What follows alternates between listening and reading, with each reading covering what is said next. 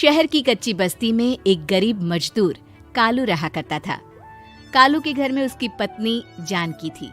जानकी लोगों के घरों में झाड़ू पोछा करके कुछ पैसे कमा लेती थी और वहीं कालू किसी तरह मेहनत मजदूरी करके 2 वक्त की रोटी का जुगाड़ कर लेता था। कुछ दिनों से हो रही बारिश के कारण कालू की मजदूरी बंद हो गई थी। अरे जानकी, इस बार तो बरसात ने हद ही कर दी, रुकने का नाम ही नहीं ले रही। कुछ समझ में नहीं आ रहा, अगर इसी तरह काम पर नहीं गया तो 2 वक्त की रोटी का जुगाड़ कैसे होगा। अरे तुम चिंता क्यों करते हो, बारिश का क्या है, 1 आध दिन में रुक जाएगी और उसके बाद में फिर से काम शुरू हो जाएगा। अरे 3 दिन तो हो गए, बरसात तो रुक ही नहीं रही है और आगे भी रुकने के कोई आसार नहीं दिख रहे।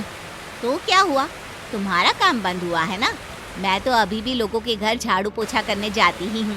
मेरे पगार से कुछ दिन तो निकल ही जाएंगे। अरे घर का खर्चा तो हम किसी तरह चला लेंगे जानकी, लेकिन ये जो छत टपक रही है इसका क्या करेंगे? ये बात तो आपकी सही है।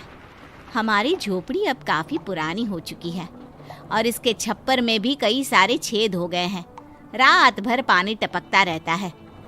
अरे मैं भी इसी बात से बहुत परेशान रहता हूँ। कहीं किसी दिन ज्यादा बारिश आ गई तो हमारी झोपड़ी टूटकर बिखर ना जाए। राम राम राम, ऐसी अशुभ बातें क्यों करते हो? अरे ऐसा कुछ नहीं होने वाला। ये झोपड़ी ही तो हमारा सब कुछ है।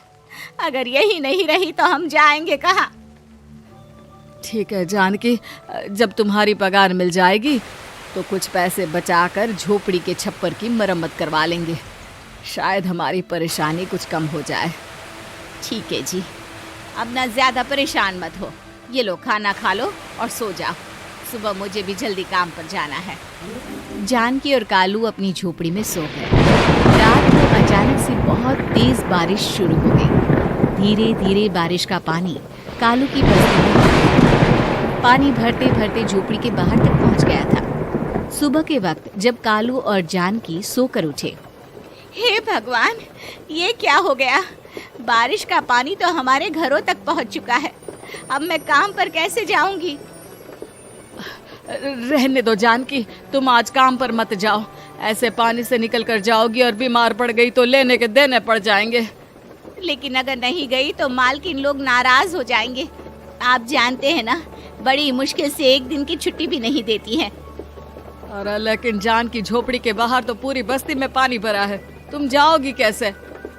जानकी जैसे तैसे करके काम पर चली जाती है, लेकिन अगले दिन फिर से बहुत ज्यादा बारिश होती है और बस्ती में ज्यादा पानी भर जाता है। आज तो मैं तुम्हें किसी भी तरह काम पर नहीं जाने दूंगा। अरे अगर तुम्हें कुछ हो गया तो क्या होगा? ठीक है, तुम ठीक ही कहते हो। आज नहीं जाती। अगर मालकिन नाराज हो गई तो मना लूंगी किसी तरह। अरे मनाने वाली क्या बात है? जब तुम बताओगी कि हमारी झोपड़ी में पानी भर गया है तो वो खुद ही समझ जाएंगे ना। अगले 2 दिन तक तेज बारिश होने की वजह से जानकी, कालू और आसपास की बस्ती में रहने वाले सभी लोगों के घरों में पानी भर जाता है, जिसकी वजह से जानकी काम पर नहीं जा पाती। और 3 दिन के बाद जैसे ही जानकी काम पर पहुंचती है, कहाँ थी तुम? पिछले 3 दिनों से काम पर क्यों नहीं आई? मेम साहब, क्या बताऊं, इतनी ज्यादा बारिश हो रही थी, हमारी पूरी बस्ती में पानी भर गया है और उससे भी ज्यादा तो मेरी झोपड़ी के अंदर पानी भर गया। आप ही बताइए कैसे आती मैं? इसका मतलब ये हुआ कि बारिश होगी तो तुम काम पर नहीं आओगी? ना ना, मेरे कहने का ये मतलब नहीं था मेम साहब। तुम जानती भी हो 3 दिन से कितनी परेशानी हो रही है मुझे। सारा काम मुझे खुद करना पड़ा। माफ कर दीजिए मालकिन जी, पर मैं क्या करती, आने के लिए रास्ता ही नहीं था। सब जगह पानी भरा हुआ था। बहाने तो तुझे बहुत बनाने आते हैं। जानकी देख, अगर अगली बार ऐसा किया ना तो फिर काम से हमेशा के लिए छुट्टी। अरे ना ना मालकिन, ऐसा मत कीजिए। बारिश की वजह से मेरे पति की मजदूरी भी छूट गई है। बड़ी मुश्किल से घर में 2 वक्त खाने की रोटी का जुगाड़ हो पाता है। आप मुझे काम से निकाल देंगे तो हम क्या खाएंगे? अगर इतनी ही चिंता है तो फिर रोजाना काम पर आया करो। चलो अब जल्दी से जाकर घर का सारा काम करो। बारिश रुकने का नाम ही नहीं ले रही थी। पूरे शहर में बाढ़ जैसे हालात बन गए थे। लेकिन नौकरी जाने के डर से जानकी किसी तरह रोज काम पर जाती थी। एक दिन जब जानकी काम करके अपने घर लौट आई तो अचानक उसकी बस्ती में कुछ लोगों का शोर सुनाई दिया। अरे लगता है बाहर कुछ हुआ है, मैं जाकर देखता हूँ। हाँ हाँ, पता तो कीजिए, ये बस्ती में लोग इतना शोर क्यों कर रहे हैं। बाहर जाकर कालू ने एक आदमी से पूछा, अरे क्या हुआ भाई, इतना शोर क्यों मचा रहा है? अरे क्या बताए भैया, अपनी बस्ती के बाहर एक पुल टूट गया है और वहाँ पर एक कार फंसी है। थोड़ी देर में अगर किसी ने नहीं बचाया ना तो वो कार पानी में बह जाएगी। ये क्या कह रहे हो भैया, कार के अंदर कोई है क्या? हाँ, कोई औरत बैठी है, अकेली है, बहुत रो रही है बेचारी, मदद के लिए बुला रही है। अरे तो हमें जाकर उनकी मदद करनी चाहिए ना। अरे लेकिन इसमें बहुत खतरा है, हमें अपने आप को बचाना चाहिए, पानी कभी भी हमारी बस्ती की तरफ आ सकता है। अरे तुम्हें नहीं चलना तो मत चलो, लेकिन मैं तो जाकर उस औरत की मदद जरूर करूंगा। कालू उस जगह पर पहुंचता है जहां वो औरत कार में फंसी हुई थी।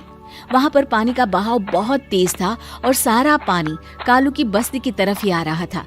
कालू ने एक बड़ी सी रस्सी को पेड़ से बांध दिया और दूसरे सिरे को कार की तरफ फेंक दिया और उस औरत को रस्सी के सहारे बाहर आने के लिए कहा। तभी वहां जानकी भी दौड़ती हुई आई। अरे ये तो मेरी मालकिन है, जिनके यहाँ मैं काम करने जाती हूँ। अरे मैडम जी, आप डरिएगा मत, आपको कुछ नहीं होगा। आपकी गाड़ी को भी मैंने रस्सी से बांध दिया है। थोड़ी देर में पानी का बहाव कम हो जाएगा, फिर हम आपकी कार को भी बाहर निकाल लेंगे। क्या तुम जानकी के पति हो? हाँ हाँ, जानकी मेरी ही पत्नी है, आपके यहाँ काम करती है ना। लेकिन मेम साहब, आप यहाँ पानी में कैसे फंस गई? अब क्या बताऊं, मैं अपनी सहेलियों के साथ पिकनिक पर गई थी, वहीं से लौट रही थी। अचानक पानी का बहाव तेज हो गया और मेरी गाड़ी फंस गई। अरे कोई बात नहीं मालकिन, अब ना आप बिल्कुल सुरक्षित हैं। मैं तो बहुत बुरी तरह डर गई थी, कब से मदद के लिए चिल्ला रही थी, लेकिन कोई मेरी मदद के लिए नहीं आया।